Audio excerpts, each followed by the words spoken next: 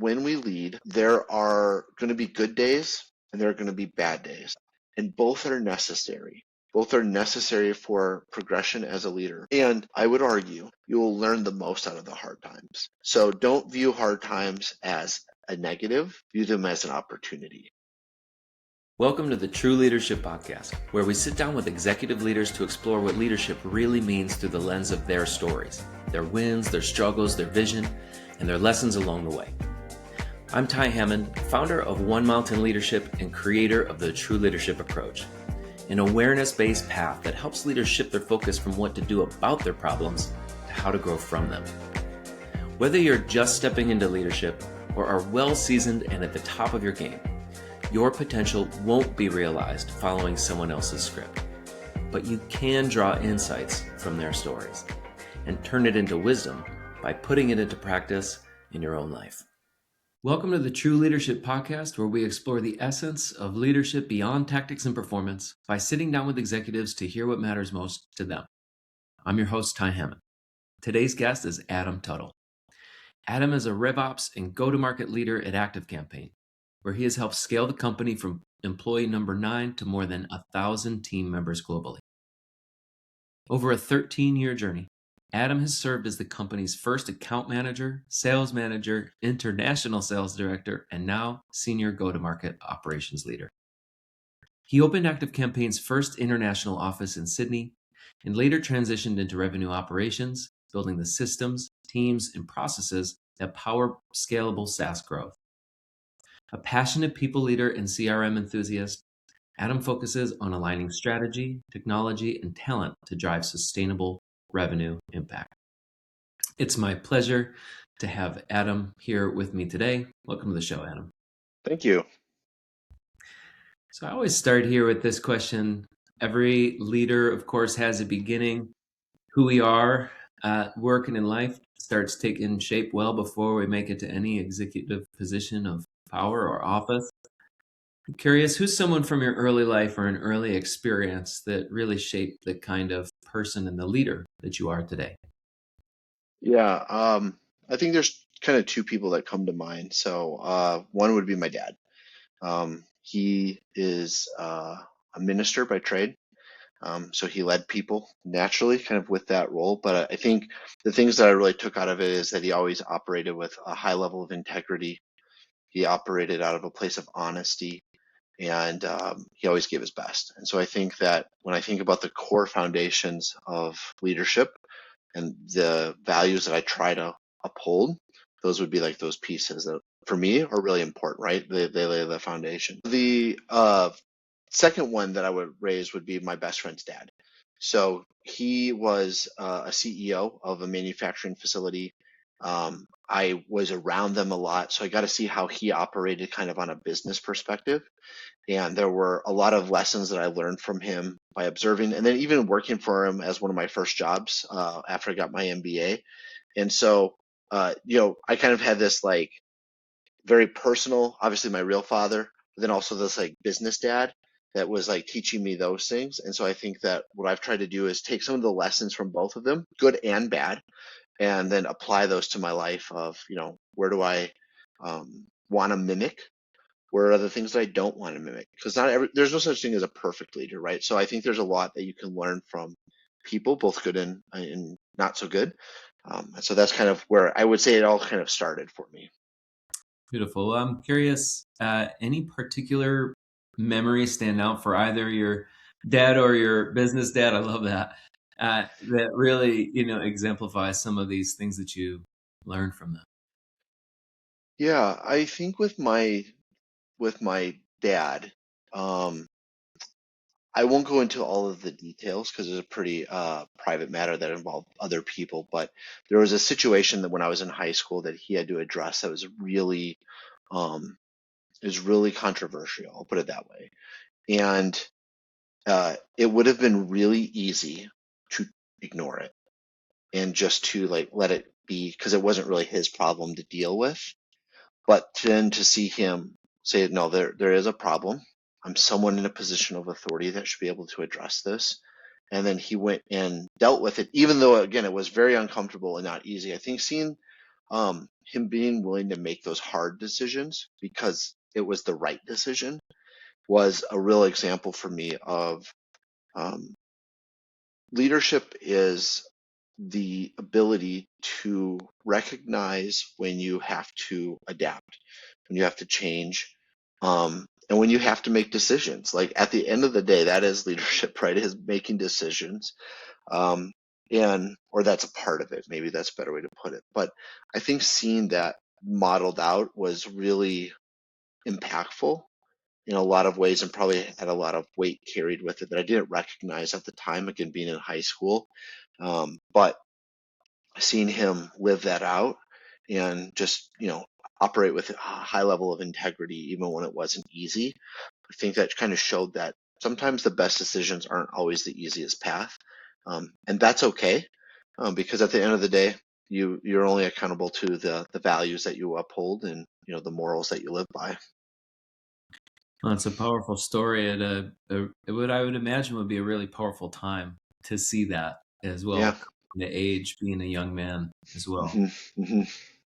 Of course, in this podcast, we're exploring the essence of leadership, what I call true leadership. You've already pointed on a couple of qualities, but I'm curious, what does true leadership mean to you? What makes a true leader in your eyes? Yeah, I think I've been chewing on this one. This is one of the questions that you'd sent over to me, and um, I've been wrestling with it, if I'm just really honest with you. Um, it's not that I think that it's a super hard question to ask. I think that it's so deep, and we could have a 3 or 4 hour conversation just on this, and then have another one tomorrow on the same topic, right? Countless books have been written on it, but I'm going to try to give you the concise Adam Tuttle version. Um, I think that true leadership is it's not a title. So you can choose. Sometimes you are given a title that has people underneath you. And I have seen people that have that I would not call a good leader. What I mean by that is that the people that work for them don't trust their superior, right, from a job function. So if we expand on that, I think a true leader is someone that has earned the trust of people that in this case, that they work with. Um, or it could be people in your community. It could be your children, right? There's a lot of different ways that leadership can act. But I think that it's earning trust and then it's being able to execute.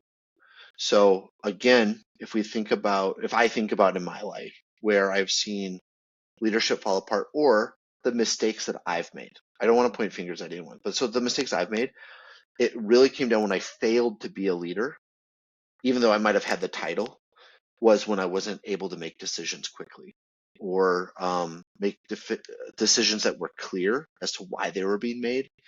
And so I think the essence of true leadership, meaning the epitome of it all, to me, comes back to that person that's able to earn trust of peers, superiors, and people that maybe work below them. It's a person that is able to make decisions quickly. And then ultimately, too, I would say people that are able to recognize when they make mistakes and correct those things. Well, certainly agreed with you that the question, what is true leadership, is one that is best to continue asking and contemplating on, like I say, living in the question of that rather than for the answer of it. I'd be curious to hear, and I love the boiling it down to the essence there. What is it that you feel like, regardless, right, whether it's a team or family or community, what is it in your experience that helps to really build that trust? Yeah, I think that I'm going to just lean on like my own experience where I've seen success of it. Certainly don't have it all figured out, but it's when I'm willing to be personable with people.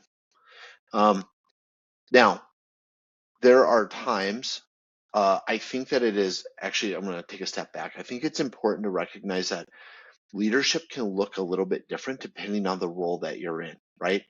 So, if you're a people leader of, like, let's say a bunch of sales reps, where that's kind of where I've spent my life, individual contributors, there needs to be a level of personalization that goes alongside of that, because I'm leading them through kind of the battle of each month, right? That they're going through.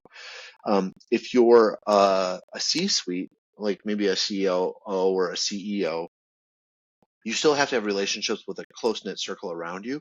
But I'm imagining that it looks very different because there's uh, the periphery is much higher, right? So I would say one, it kind of depends on where you're at. So from my experience, having been a people leader of individual contributors, it's being able to be personable with people, to have real conversations with them. And I think showing people that you care, and taking the time to get to know them. So an example of this is I was leading a team a few years ago. It wasn't in operations, it's more on a sales side of things. And what I did was once a quarter, I did a skip level with every single person on that team. There was about 30 of them in total.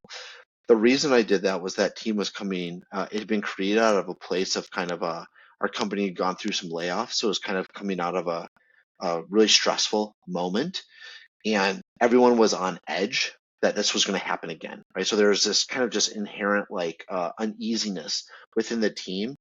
And so what I wanted them to know was that when I made decisions, even if they were hard decisions to make, that I had their best interest in mind and I had the best interest of the team in mind. And I felt in that moment, the only way that I could really do that was to be human with them. So a 30-minute conversation once a quarter with 20 to 30 people, depending on the size of the team in the moment.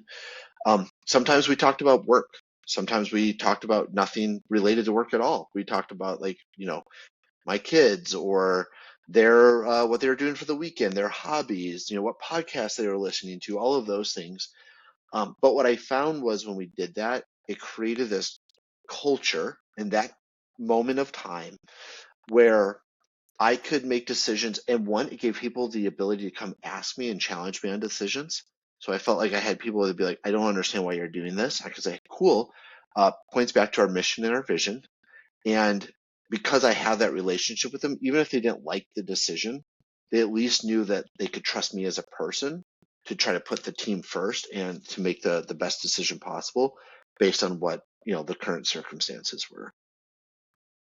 Well, that is the speed and the benefit of trust right there, is the not needing to be perfect. I'm curious if you'd be willing to share about a turning point in your own leadership in your life, maybe a point at which you realized the ways that you were currently leading or living were no longer enough to meet the demands of life and work, and you really needed to grow in some way. Yeah, I think um, there's there's a couple of things that stand out, but I'm going to give one example specifically in the professional environment where it was kind of like an aha moment that I've referenced back to many, many times since then, which this was about 5 or 6 years ago. Um, I had a sales team I was managing in Sydney, Australia. We had implemented a new process, and one of the reps in particular just was not following the process. And I was not happy. And I called him and was very vocal with, why aren't you doing this? And he said this powerful statement that quite literally changed like the course of my like leadership trajectory. And that was, well, you never told me why. And so what I realized was that I was trying to build processes that would improve our team, but I had not communicated why those processes were important. And in his eyes, he had a process that worked. And so I was like, oh no, right? Like here I am trying to do what's best, what I think is best for the team. Um, but what I realized was that I was simply not communicating and creating clarity about what decisions were being made and why they were being made. So on that call, I immediately calmed down, apologized, uh, said, here's my why, explained it. He then gave me his reason for why he did it the way that he did. And I explained to him back to where, hey, I see where that makes sense, but here's what that's missing. And here's what my version provides us that we need in order to make better decisions. And so the one was I try to be much better now about explaining why changes are happening or why we need something done the way that we do. I think that especially in an operational standpoint where I tend to live now, it can be real easy to implement things for sales reps or for sales teams that, again, on paper, you make total sense. But if there's no communication around it, I think that the sales teams feel um, maybe a little bit, I don't want to say deceived, but they feel out of touch with what's going on. And they feel like they're just being like steamrolled a little bit, right? And so, again, going back to the trust piece, for my role in a RevOps function, I need to create clarity with my stakeholders who are the sales org at this point, and I need them to understand what's going on and why it's going on. And they need to have real insight into like why changes are being made or why they're being requested to fill out this field or that field. And so that's something that I've been trying to do better at. Again, it is a struggle, but I do feel like there's been a lot of improvement around that. And again, lesson learned, right? Like that was a very pivotal moment for me. Something that really comes out, really strikes me about that story is your willingness to hear, receive the feedback in the moment, and pivot in the moment. Which to me, that is the process of learning, right?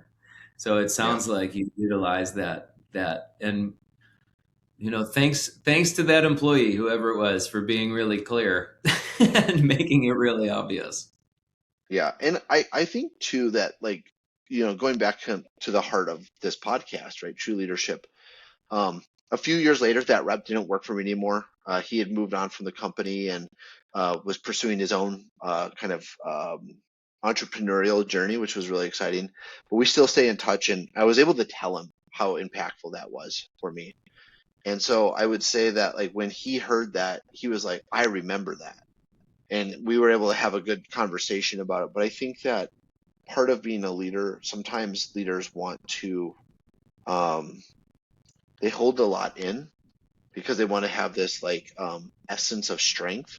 And I do think that as you climb a leadership ladder, especially within like a more hierarchical kind of organization, you probably do have to keep a little bit more quiet. Like that's appropriate for like roles.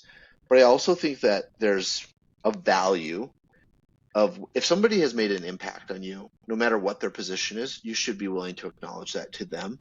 And you don't know what type of impact that's going to have on that person down the road. And so I do think that that's really important. And it was a nice part two to that lesson was learning that when you go back to someone, again, years later, it wasn't like the next day, right? It was down the road, but just to be able to have a real conversation and say thank you to him for teaching me, helping me learn that and express my gratitude and how much it made an impact on me. I believe that he found that really cool and also I think special that was able to happen. Beautiful. And also coming on the True Leadership podcast and sharing the episode with them, I would imagine. Yeah. Yeah, for sure. So, what you're talking about is, obviously requiring of the willingness to grow and to learn as you go through the experience of life, of leadership. What's been the most valuable investment that you've been making in yourself for your own leadership and personal growth? Man, that's a good question. It's a challenging one, and I'll say why I think it's challenging is leadership is something I'm really passionate about. But I feel that when you have moments of reflection, that's when you're like, oh, like that's why that makes sense. I do like a lot of reading. I do watch a lot of YouTube videos, podcasts, things like that. Um, we talked about this a few weeks ago, just as we're kind of getting to know each other. That's great, but it doesn't that doesn't make you a leader, right? You could read all of the books in the world, you could listen to all of the podcasts, you could have all of the mentors. So I think for me, where I've invested in myself is trying to take the hard lessons that I've learned and flip those. It comes through application.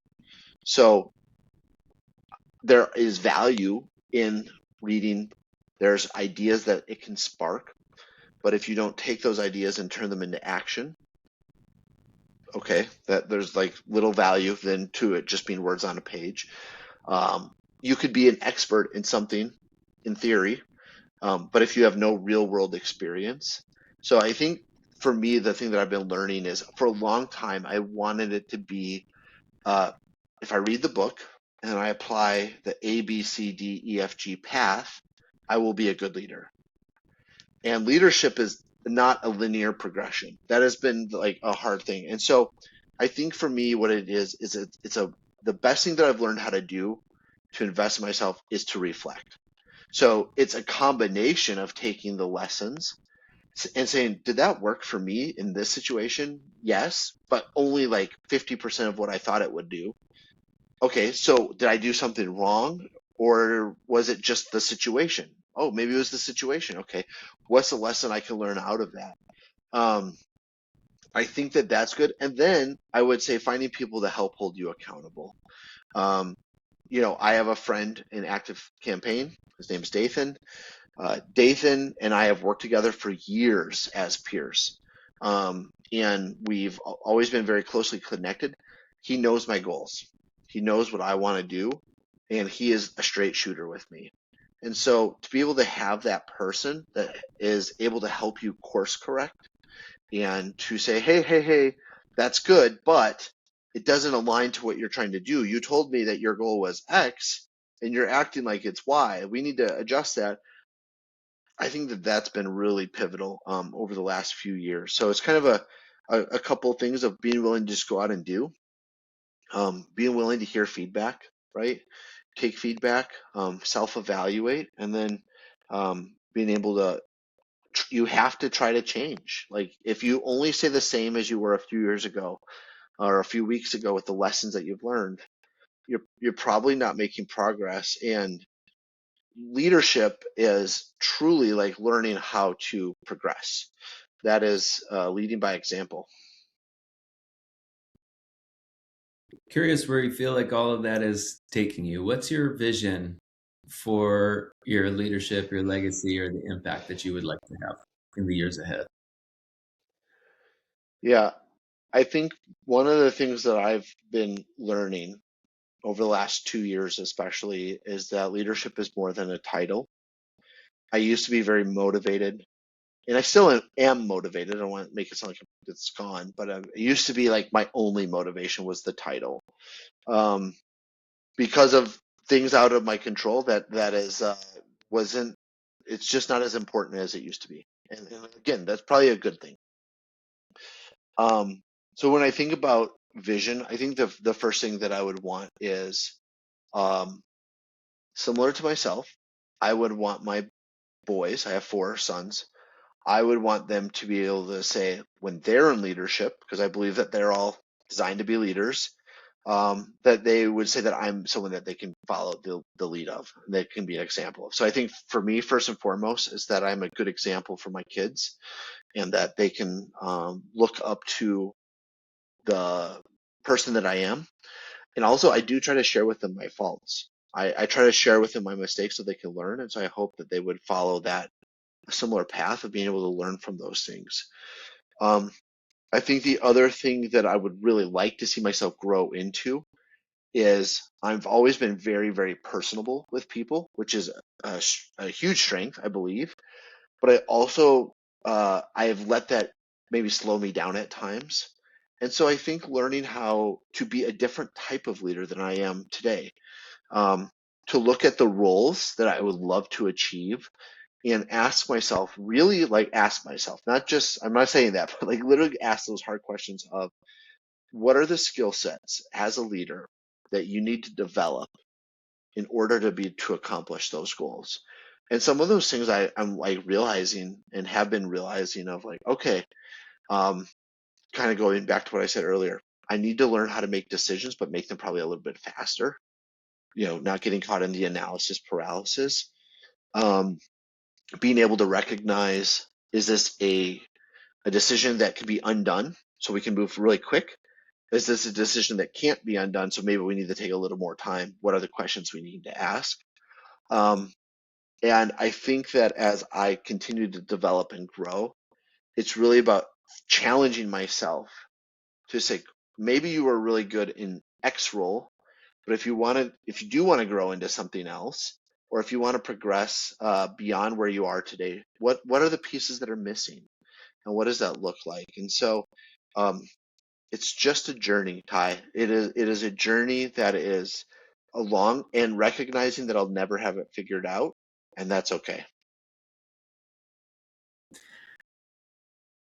I love that wisdom. You rolled into what my next question is already around the current challenges and the growing edge, which I love, because so much of what our vision for the future, the impact that we want to have, is tied to a willingness to be aware of, what is that growing edge? What does leadership look like at this next place? And I'll just offer, also as a father of two young boys, that I feel like that is, leaving that impact behind and having them see a father who's walking the walk, so to speak, is also something that lands is really important to me. So hats off as well, of course, to you and to any of the parents out there, thinking in that way. So this last question is a little bit more of an invitation, Adam.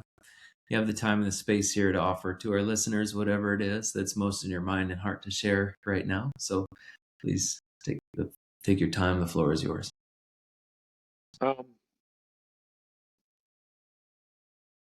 When you are a leader, whether that is based on your title or just the fact that people trust you, it's a tremendous honor. We need to recognize that. I think that by recognizing that helps us default to humility.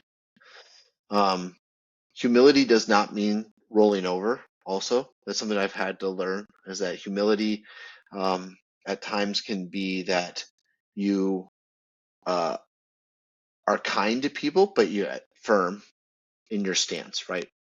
I think that it's also a tremendous opportunity to create forward progression.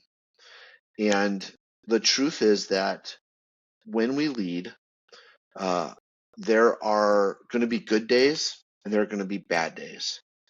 I think that there are times where we feel like everything's just rolling easy, and then there are other times where things are rolling bad, and both are necessary. Both are necessary for progression as a leader. And I would argue, you will learn the most out of the hard times. So don't view hard times as a negative, view them as an opportunity. They might feel really intense in the moment, and they might be terrible. It might not be fun, right? But you can always learn out of that. And so I guess my biggest piece of advice would be, in the hard times, be willing to get through them, but then reflect on the lessons that can be learned and can be taken from challenges. You grow strength by damaging your muscles. If you think about it like from a weightlifting standpoint, you grow in your leadership strength by damaging the muscles as well. And it's a universal principle in my opinion. And so I think there's tremendous opportunity, especially for young leaders. Don't view bad or hard times as a negative. They are simply opportunities for progress. Well, there is no strengthening without difficulty. I so appreciate that wisdom and all that you've shared here today with me. I've really gotten so much out of it, and I'm sure that whoever else listens to this is equally going to benefit from what you've shared. Thank you so much for being my guest on the True Leadership Podcast today. Thank you, Ty. That's it for this episode of the True Leadership Podcast. If you enjoyed this conversation, you can subscribe to YouTube, Spotify, Apple Podcasts, or wherever you're listening to this to catch future episodes. This conversation was brought to you by One Mountain Leadership, where we help leaders grow the capacity, confidence, and presence of true leadership through the True Leadership approach. To learn more about the approach, our offerings, our community, and how we can help you realize your potential in both leadership and in life, visit us at onemountainleadership.com.